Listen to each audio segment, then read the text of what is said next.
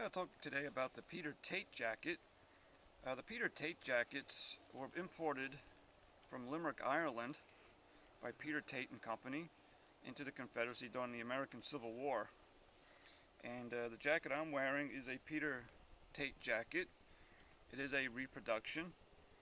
And common to Peter TAIT jackets is the 8-button front, a lapel rather, also a double-stitched lapel.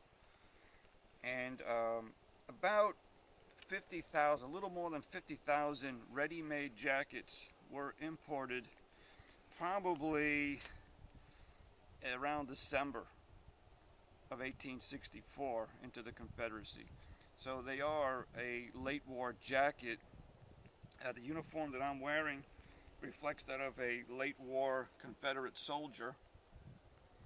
Now they also had kits that also came in. I think they were part of the Alabama contract. And blockade runners brought in pre-cut material, and they were put together in southern factories. The pre-cut material from Peter TAIT probably came into the Confederacy around August maybe, and some uniforms I think were issued probably during that time to Confederate soldiers. So, and there are variations between the Alabama contract and the ready-made suits that came from Limerick, from Peter TAIT, from Limerick, Ireland. And notice mine has a sharp corner. All right. The kit-made uniforms, they had more rounded. At the bottom of the lapel, they were rounded. And that's one way of telling them apart. Now there are many, that's one example of a variation within the Peter TAIT jacket. Also those contract jackets also did have different numbers of buttons, possibly 5 buttons. Some were added later on by soldiers. And mine has royal blue facings on the collar and on the shoulder straps. And there is a picture of a dead Confederate at Mahone, Petersburg.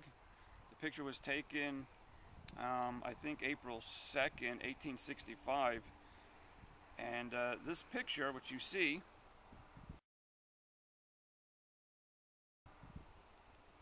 shows a Confederate soldier who was killed wearing a Peter TAIT jacket. You can easily see the double-stitched lapel.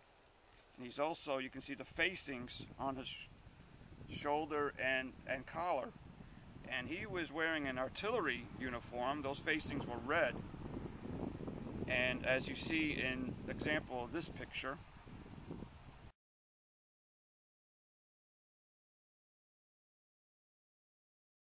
that was one of the variations of the Peter TAIT jacket, that they had the solid facings on the shoulder straps and the collar. Other variations, they had the piping, or they called it wilted version, where they just had the piping going around the collar and the shoulder straps. And that too was a blue piping that reflected infantry. And as you see in some of these pictures here.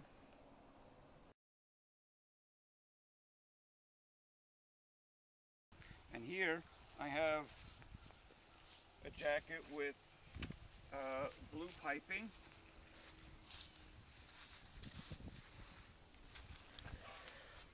Okay, you don't go.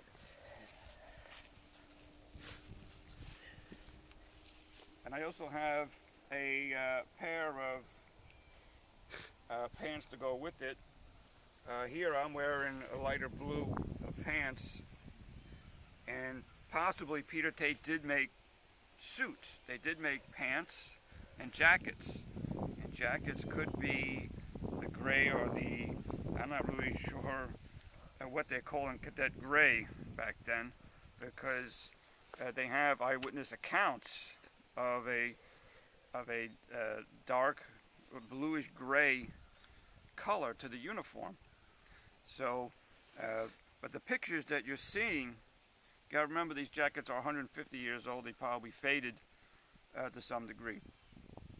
But I have seen dark colors in Confederate uniforms in museums. So that is another variation. Another variation, sometimes they just have the collar face. It would appear that Peter TAIT did not make jackets for the cavalry. There's none that I know of that have yellow facings or trim at all on them. And so the uniform that I'm wearing would reflect upon a late war impression. All right? The predominant weapon at this time would be the Enfield. All right, the Enfield rifle. It's a muzzle-loading rifle. And they probably would have had maybe a side knife. I'm not wearing a knife. The big knives, the problem with the big knives is that the belt loops often broke on them, on the scabbards, and they either just discarded them, they sent them home or whatever. And but that's one of the reasons why the big knives fell somewhat out of favor during the late war period. It is possible, of course, to have that they were wearing big knives. And here's a photograph of a Confederate soldier wearing a Peter TAIT jacket holding up a big knife, as you can see. And it should be noted from this photograph, it's not inclusive, of course, because the photographer did stage it, set him up for the photograph, of course, and might have given him the knife for the prop. But the fact is, the prop is present with that soldier wearing a Peter TAIT jacket. And my jacket, I almost forgot. Of course, this is a reproduction, and I got this custom made by the Quartermaster shop. They do a pretty good job. They're about a little over $150, but with shipping and all that, you're going to end up paying about $180 for the jacket. I think was roughly my total cost, and you probably get it in like 3 months or so. I like the jacket. It's a well-fitting jacket, and I've been very pleased with both of my jackets, but I am limited to the events that I can wear them. A good reference book for Peter TAIT jackets is this book.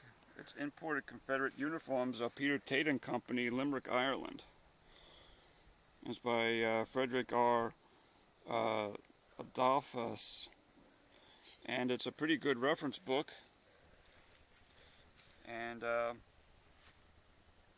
if you want to learn about Confederate uniforms, this is definitely a good and worthy book to get.